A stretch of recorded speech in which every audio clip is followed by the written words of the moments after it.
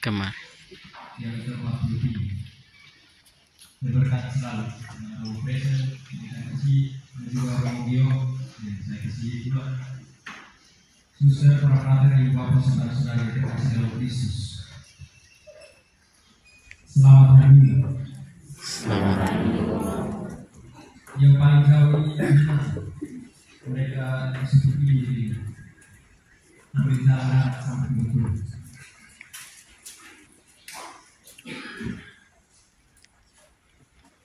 Ya ada yang bisa jalan jauh dan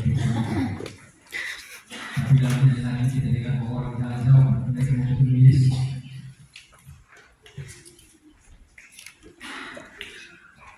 Dalam bacaan-bacaan yang kita dengar pada kesempatan ini, dari bacaan pertama dimulai dengan kata yang cukup keras, bahasa yang cukup keras dari Nabi Yeremia. Celakalah para gembala yang membiarkan kambing domba gembalaan hilang dan tersedak. Kalau kita baca Nabi Yeremia, lalu kemudian kita coba baca ke kitab Raja-Raja, ke sejarah Israel, periode Nabi Yeremia kenabian, periode karya kenabian Nabi Yeremia itu dekat-dekat ketika Yehuda mau hancur, diserang oleh bangsa Babilonia dan diambil ke Babylon.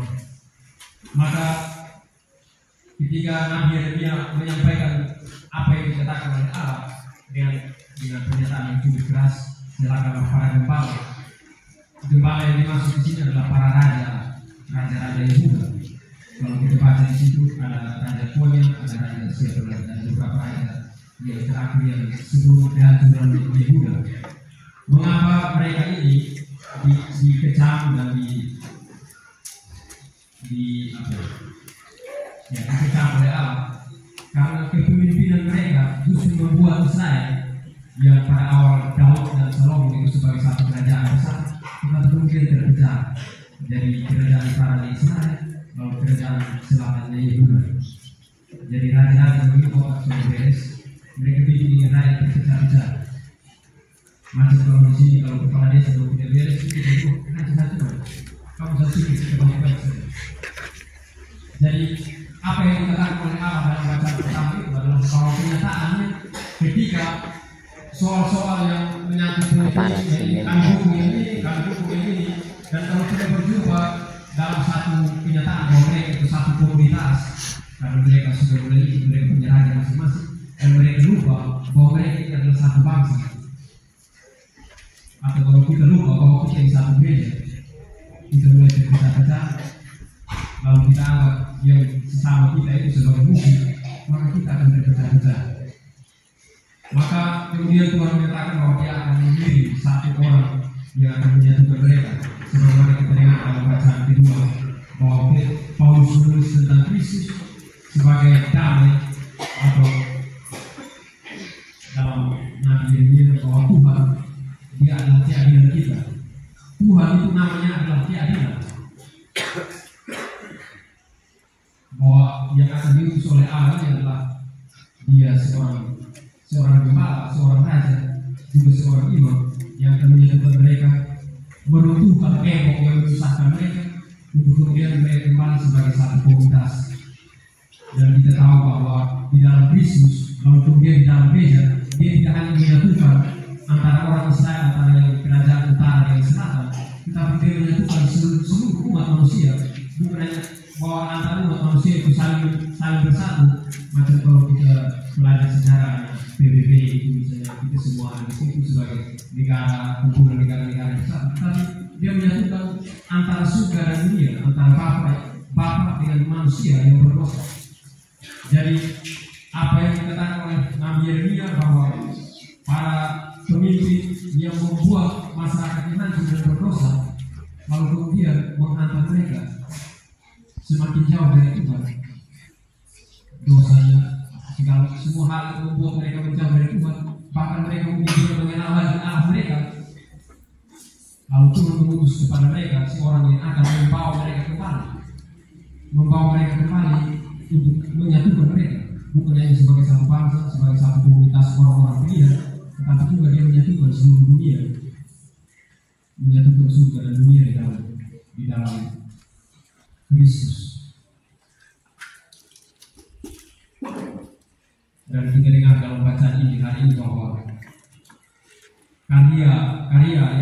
karya Kristus untuk menyatukan umat manusia, untuk memanggil semua orang kembali kepada Bapa itu dimulai ketika Ia mengutus para rasul. Dan dalam Injil hari ini kita dengar bagaimana para rasul telah pergi. Ini perutusan pertama para rasul. Setelah mereka dipilih, lalu mereka ikut Yesus, lalu kemudian Yesus utus mereka pergi untuk mengatakan apa yang mereka telah terima dari Yesus. Lalu kemudian mereka datang dan mereka beritahu apa yang mereka telah lakukan kepada orang banyak. Dan kita lihat bahwa Yesus kemudian mengajak mereka untuk sejenak meninggi, untuk semacam rehat sedikit. Jadi ketika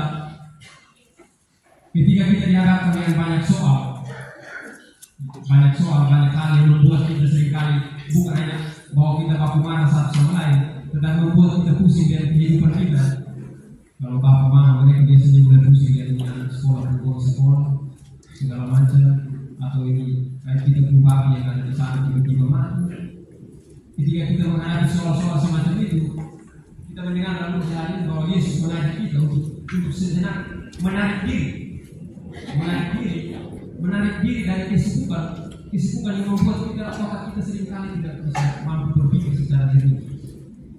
Yesus mengajak para murid, mari kita sejenak menyingkir supaya kita ambil waktu, kita duduk, kita bisa makan bersama sebagai satu komunitas di antara mereka. Lalu kemudian kita mampu berpikir secara jernih sehingga otak kita tidak terlalu dikacaukan oleh banyak hal, sehingga kemudian kita mampu melihat hidup kita secara lebih jernih. Oh, bagaimana kita membangun kehidupan kita lebih lanjut, kita diajak untuk sejenak menarik diri. Jadi kalau misalnya awal pada hari-hari yang kurus stop, Injil dalam hari ini mengajak kita untuk tarik diri dari stop, supaya otak kamu itu kamu bisa dengar di Romo.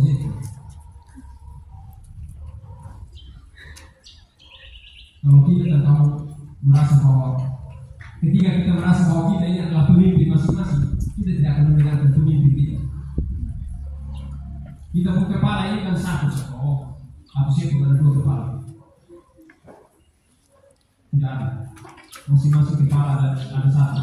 Dengan telinga yang dua, maksudnya supaya kepala satu, telinga dua, maksudnya supaya dengar kita. Gereja dengan kepalanya itu satu saja, Kristus. Bahwa kemudian Kristus, gereja sebagai tubuh Kristus, tubuh mistik Kristus, dengan kepalanya itu Kristus.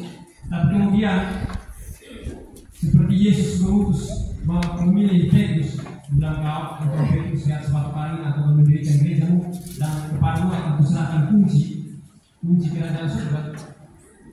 Jadi apa yang kau buka tidak akan ditutup oleh orang lain, apa yang kau tutup tidak akan dibuka oleh orang lain. Ketika Yesus ngomong seperti itu, dia merujuk kepada ada teks di Nabi Yesaya tentang wakil atau mewakili Kristus yang akan membuka dan menutup, yang akan memutuskan dan tidak memutuskan. Maka kita juga dipanggil sebagai satu komunitas dengan satu gembala, dan sebagai satu komunitas yang bukan terpisah-pisah tetapi tersebar di seluruh dunia. Masing-masing kita diserahkan kepada kita si orang gembala. Jadi kuasa paroki Santa Maria Batuna ini satu, pastornya itu satu, pastor kuasa ini satu, Romo Zevi dan pastor mereka Romo Dio. Jadi kita ini, yang kami yang bisa ini itu kami dengan Romo Zevi, bukan dengan tamu. Romo bisa komisi kan, asal Romo Zevi. Kami yang datang juga dengan Romo Zevi, karena pilih kuasa paroki Santa Maria Immaculata ini kan Romo Zevi, dibantu oleh Romo Dio. Jadi Romo Dio itu pasti harus mendengar Romo Zevi. Bukan lu baru kamu mulai buat ini Romo Zevi dan Romo Dio sudah bertekad.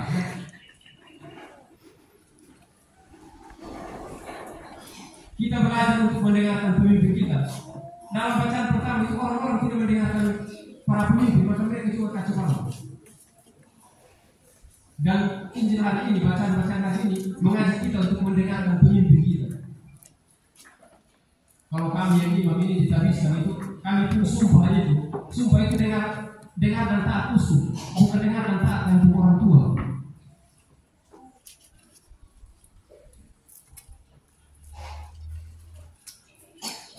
Gereja ini kan tubuh Kristus ini kan kepala ini Kristus.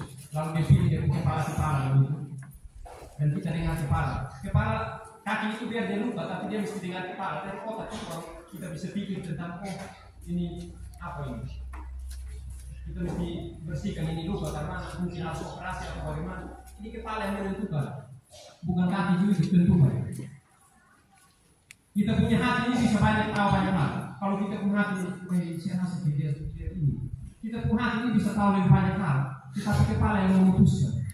Hati ini dia tahu bahwa dia ada luka sedikit di bagian dalam atau di bagian belakang. Tetapi kepala itu yang memutuskan bagaimana kita menyembuhkannya.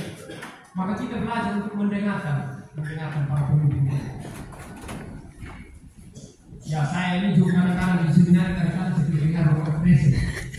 Tapi kemudian saya minta maaf.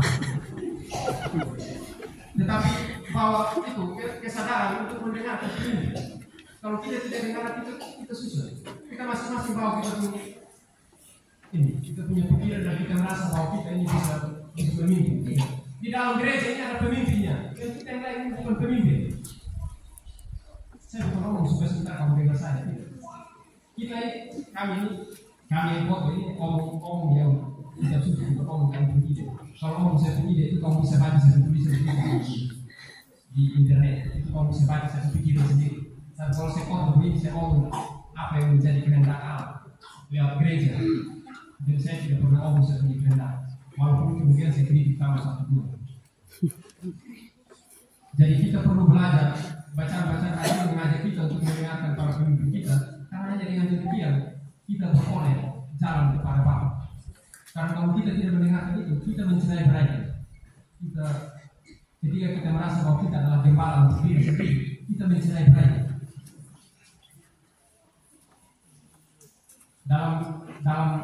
Dalam dunia sekarang kita orang ngomong demokrasi, semua harus punya suara. Tetapi di dalam gereja kalau kita demokrasi sama bisa. Tuhan itu suara kita bahwa tidak ada demokrasi. Bahkan Yesus sendiri itu ketika dia meminta orang percaya, bukan karena kalau kita baca ini, dia tidak mau bilang ini, kamu harus percaya saya karena saya ini sekolah. Tidak. Kamu harus percaya saya karena saya dengar dari Bapa. Dia dengar dari Bapa, bukan karena dia omong dari dirinya sendiri. Dan dia meminta murid-murid mendengarkan dia, bukan karena dia itu hebat, bukan karena dia bisa menyembuhkan banyak orang, bukan karena dia bisa membangkitkan orang mati. Tidak. Dia meminta kita mendengarkan dia karena dia mendengarkan dari Bapa. Dan kita perlu belajar untuk mendengar seperti itu. Mendengar, meninggalkan diri. Yesus mengajak murid-murid itu, ya mereka menarik diri dari kerumunan, dari kesibukan. Tetapi kita juga bisa belajar untuk menarik diri dari pikiran kita sendiri. Sehingga kita mampu mendengarkan para pemimpin kita dengan hati yang terbuka. Kalau kita mendengarkan yang baik, kita akan belajar untuk berubah. Tapi kalau kita tidak mampu mendengarkan hal-hal baik, dan kita tertutup seperti tempurung itu, kita tidak akan belajar untuk berubah. Orang hanya bisa belajar berubah kalau dia mampu mendengarkan hal-hal baik. Tapi kalau dia tidak mendengar hal baik, tapi dia hari-hari ngomong ini gosip orang, artinya dia hanya mengisi seluruh hatinya dengan hal-hal yang negatif, dia tidak akan mendengarkan orang. Dan kalau demikian kita sedang dalam bahaya, kalau kita saling mencerai-berai. Santo Paulus mengatakan bahwa Kristus adalah damai kita, Kristus adalah pemersatu kita, dan hanya dengan demikian kita belajar untuk bersatu sebagai satu komunitas gerejawi. Ini hari kita berkumpul di sini, ini dari Bieto, dari bawah jalan Musa, mereka sampai sini kita bersyukur. Ya mereka bukan datang karena project, tapi datang karena Ekaristi. Seperti orang-orang ketika Yesus yang murid-murid naik kapal, mereka tahu kemana dia pergi dan mereka juga jalan-jalan. Artinya ada kerinduan.